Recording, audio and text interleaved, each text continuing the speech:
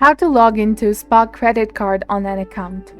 Hello and welcome back to our channel. In this video presentation, we'll be learning on how to access your Spark credit card online account, so watch this tutorial carefully. Firstly, you have to launch your preferred web browser on your computer or your mobile device and navigate to the capital1.com. Simply type capital1.com in your search bar and hit enter in your keyboard. And after you reach on the official site of Capital One, click on the sign in option in the top right corner and you will be directed to the sign in page where you need to enter your correct form of your username and your password. Also check the box of remember me if you'd like the system to remember your username and your password, and after that click on sign in option that is highlighted in green color.